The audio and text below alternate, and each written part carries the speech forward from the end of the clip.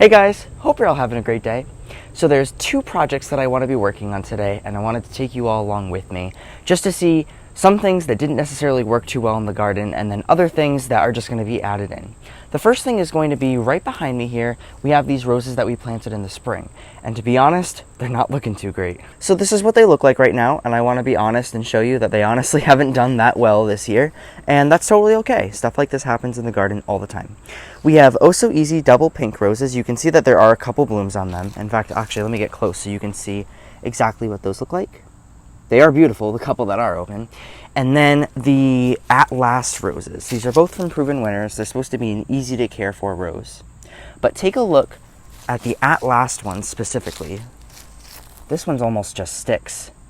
There's a few rose hips, obviously, from when they first bloomed, but not many leaves and no color. The other is that they might have some sort of insect issue that could have happened in this area, specifically the At Last roses. If not, it could be some sort of fungal issue. I don't know exactly what the issue is, but I will say that there is an issue and it needs to be addressed. So that's something I'm going to be taking care of today. I'm not going to be moving all of these roses today, but I will be moving these to spots where they're going to be getting absolute full sun, like full sun all day long, instead of the area where I thought was more partial sun, but turns out to be almost full shade. So I'm going to be moving these roses, and that will definitely help with them just in the way that they perform, the amount of flowers that they have, and then I can address the insect issues as well. The other thing is a new plant that we're going to be putting in the ground today. So I am actually on the deck right now at my mom's, and these two pots that you see right here are a variety of the Summerific Hibiscus. This is called Ballet Slippers. You can see that it has a mostly white flower with a little bit of a pink margin and then a deep throat in the middle. And you can see that their leaves are pretty much just a green color. There's no like purple color to them or anything like that, but they do look gorgeous in these pots. Hibiscus really don't like being in their pots once they get to that size because they just need to go in the ground and they need so much water. In fact, they actually can grow in boggy or very wet situations. So it's no wonder why they're a little bit stressed in those pots when it's been 90 degrees every day, and they honestly need to be watered twice a day. So for many of you that might be following along and know about my Musa Baju bananas, those are doing pretty well this year. On the smaller side, but doing pretty well. In the middle, I have this Cherry Choco Latte Summerific Hibiscus that's planted. You can see this looks different because it's more so a light pink flower that has these red veins that go all the way to the edges and a larger, deeper throat in the middle. This we planted 2 years ago and has actually gotten to be quite a good size. Earlier in the season, it did have some issues with insects starting to eat it. I don't know if they were Japanese beetles or some sort of worm. I think it was a worm that was on these. But I did treat these. I did systemically treat them. But because this is so beautiful, I wanted to get a couple more and do a different variety. And I want to show you behind here, we just kind of have some grass. There's really nothing special going on behind here. So what my ultimate goal is actually, we have the bed come out this way and then it goes back in. We're just going to extend the bed out back over this way on either side. So we're going to get rid of all of this grass, and I'm going to plant those two other hibiscus right behind here and just fill in this space. That hibiscus still isn't even at its mature size, so that will continue to get larger. And you can see how wide they tend to grow. So I'm thinking if we put two more in over here, it'll pretty much fill in that space. Not 100%, but it also doesn't need to be 100% filled in. And just so you know, the Ballet Slippers specific hibiscus, I have the tag right here in front of me.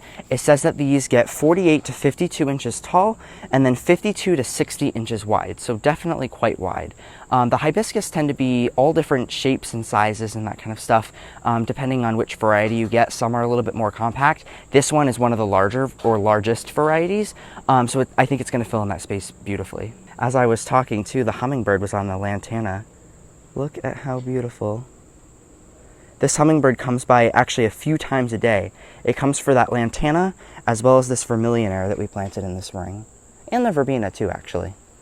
So we'll plant the hibiscus afterwards. I want to take care of one of these roses first, and I want to show you where I'm actually going to be planting this rose. So here's the front of our house right here. We have a little sidewalk and then there's a strip of grass, but we made this bed last year and planted annuals. This spring we planted this variety of creeping phlox. It doesn't look like anything special right now, but it'll have white flowers in the spring. We're also going to work on cleaning up some of the weeds in this bed. One of the plants looks like it died. I'm not sure if it died or if it just went dormant for the season and the roots are still alive, so I'm going to leave that be for now. But what I was thinking we could do is I can plant one of the Oh So Easy double pink because it won't get it won't even fill up this entire space. It'll stay on the smaller side. I'll plant it kind of right in the middle over here next to the pole. So that way when these kind of fizzle out in the spring, then the rose can take over for the rest of the season. So I just wanted to mention too that with the Oh So Easy roses from Proven Winners, you actually don't need to deadhead the roses, but just because of the condition that it's in right now, I'm going to deadhead all of the rose hips that are on it in hopes that it'll encourage it to bloom more. Then I'm going to take the plant, transplant it to its spot, and then I have this 3-in-1 systemic rose. It's an insect issue. It takes care of any insect issues that the roses might have, and then it also will fertilize it for the rest of the season and encourage it to bloom. It's about the end of August now, so it still has a good couple of months here where it's going to be growing and blooming. So I'm thinking if I take care of this now, we'll still see some blooms by the end of the season. So let's take care of that, and then we'll get to the hibiscus.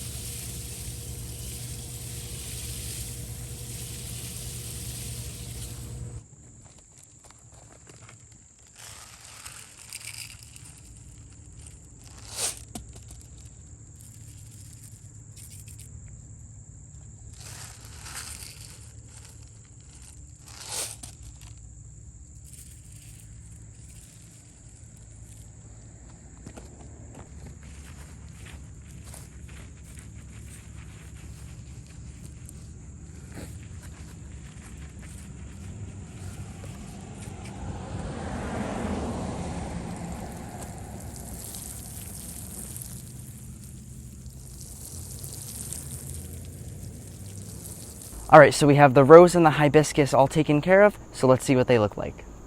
All right, so I wanted to give you a view of the hibiscus plants from this angle just because this is generally how I tend to look at them the most. And you can see that they're kind of just popping up through the back over there, and you can barely see them on that side. It's just because this hibiscus is quite a bit larger than the other two. But what will end up happening is as they start to fill in, this whole back area will just be hibiscus. You won't see, obviously the grass will eventually be just a mulch bed, but they'll fill up this whole area and there'll be tons and tons of those flowers. So I'm very much looking forward to that. All I did was just plant them in the grass for now. I also did use that same rose and flower care, the granules that I put on the bottom, to take care of an issue, so that way the new ones we planted don't get this issue by the end of this year. So it's just a preventative measure to get rid of any insects that could potentially eat these plants. I have these two that are planted here, and again, you can see just a little bit of difference between them. These are going to have fully green leaves. This one has that purple tinge to it. In fact, I'm kind of surprised that this doesn't have more of a purple color to it, but I think these are going to look absolutely beautiful. I actually ended up finding the other tag that I had when I first planted the cherry choco latte, and you can kind of see the difference between these two flowers. This one on the left is definitely darker, but you can see this says it gets 48 inches tall, and then the other one gets 48 to 52 inches tall. So the two that I just planted today, they're generally going to be about the same height as the cherry choco latte, but they should get a little bit taller, so it's better off that I put those in the back, so you will still see those blooms a little bit better peeking through the top. And I will say those plants tend to have more flowers on the top of the plant versus any other part, so I think once they really fill in and they get to their mature size, they're going to fill in that space beautifully. And then here's the rose. So it doesn't look like anything special right now, but at least I did cut everything back. I gave this some more granules so that way this will feed it for the rest of the season and not have any other insect issues. And then I watered it in really well. You just want to make sure if you use those granules that you do scrape them into the soil and then water it in for the first time. So I'm likely going to have to replace this I can't remember what these are called. The creeping phlox. I'm likely going to have to replace that, but it'll be 1, 2, 3, 4, and then this rose will grow and kind of cover over them a little bit in the summer when they're just green, and this will provide a lot of color in this spot. Last thing I just wanted to mention about the rest of the roses that are back here. That's going to be for another video, but I just want to show you them real quick. So you can see right here, that is the hole for the rose that I just took out. There's 1, 2, 3 more of the pink roses, and then 1, 2, 3 of the at last roses. I think tomorrow I'm going to have some time where I can really work on these roses. I'm going to do the same process. I'm just going to cut them back, fertilize them with the granules, and then move them first and then fertilize them because it wouldn't make any sense to do that. And I'm going to put these all in a full sun location. I'll save that for another video, so stay tuned for that.